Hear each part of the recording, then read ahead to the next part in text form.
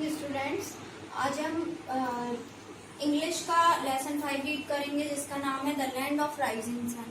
The land of rising sun का मतलब है जहाँ पर सन सबसे पहले दिखाई देता है, वो धरती जहाँ पर सन सबसे पहले दिखाई देता है। तो ये जो स्टोरी है ये आपकी जापान जो कंट्री है उसके बारे में दी गई है, ठीक है।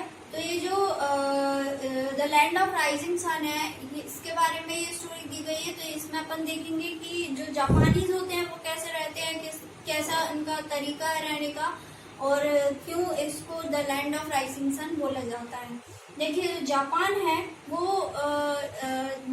लैंड ऑफ राइजिंग सन कहलाता है क्योंकि वहाँ पे इंडिया से पहले सन राइज हो जाता है। इंडिया से पहले जो जापानीज होते हैं वो सन देख लेते हैं, सूर्य के दर्शन कर लेते हैं।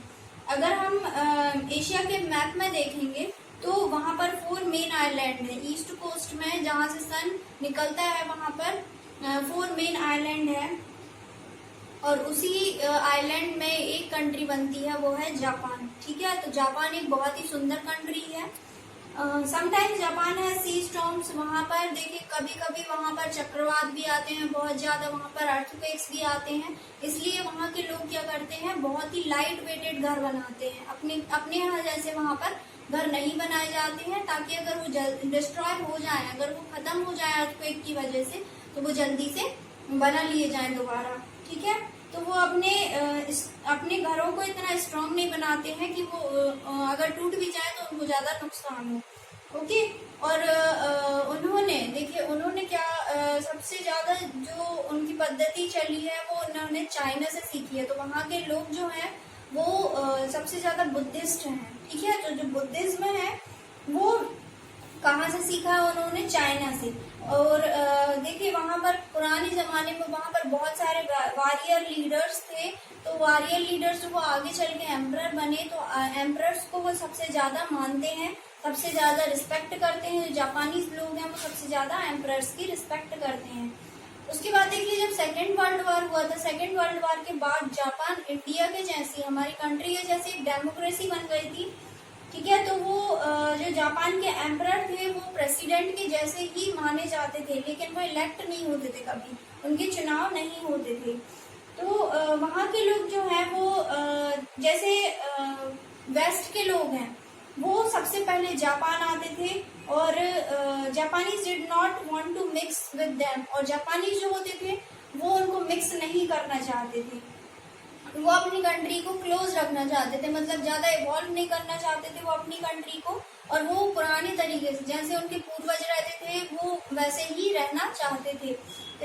और उन्होंने वैसे ही रहना चालू कर दिया था, लेकिन धीरे धीरे जैसे जैसे समय बीतता गया उनमें भी चेंजेस आते गए और वो मॉडर्न बन चुका है। आज हम देखते हैं कि वहाँ पर हमें बहुत सी पुरानी चीजें मिलती हैं, जैसे उनके अम्ब्रेलाज होते हैं, उनके जो हाउसेस होते हैं वो भी बहुत पुरानी पद्धति के बने हुए होते, जैसे पुराने जमाने में बने हुए होते थे वैसे ही उनके आजकल उनके घर भी वैसे ही दिखाई देते हैं, ठीक है। तो उनके जो कॉम्स हैं, कंघियां हैं, उनकी जो सैंडल्स हैं, उनके जो अम्ब्रेलाज हैं, उनके फैंस हैं, वो भी आज हमको आज वहाँ पर पुराने दिखाई देते हैं। और वहाँ के लोग ज्यादा से ज्यादा राइस उगाते हैं, राइस के साथ वहाँ के लोग सबसे ज्यादा फिशेस पकड़ते हैं, ठीक है।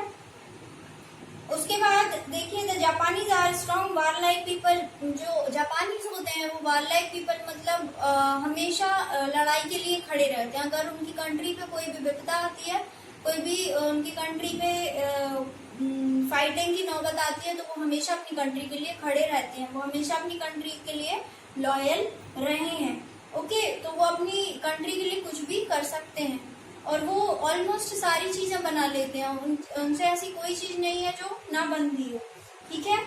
Japan has made great progress in industry during the last 20 years।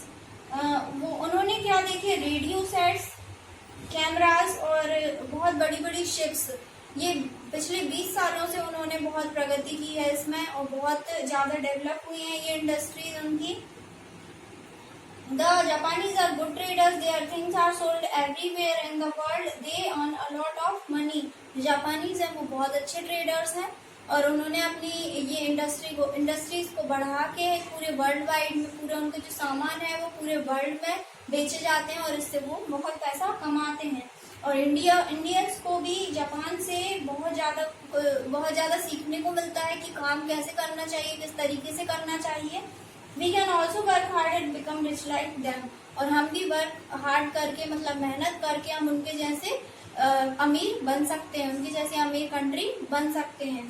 तो ये जापान के बारे में और जापानीज जो वहाँ के लोग हैं उनके बारे में स्टोरी दी गई थी, उनके कल्चर के बारे में, उनकी जो थिंकिंग है, उनके जो रहने का तरीका, उनके बारे में स्टोरी दी गई थी। तो ये आपको आ गई होगी समझ में, आप इसको रीड आउट करेंगे एक बार, और अगर आपको कुछ प्रॉब्लम होती है तो आप इसको पूछ लेंगे। ओके, बंद क्यों नहीं हो रहा?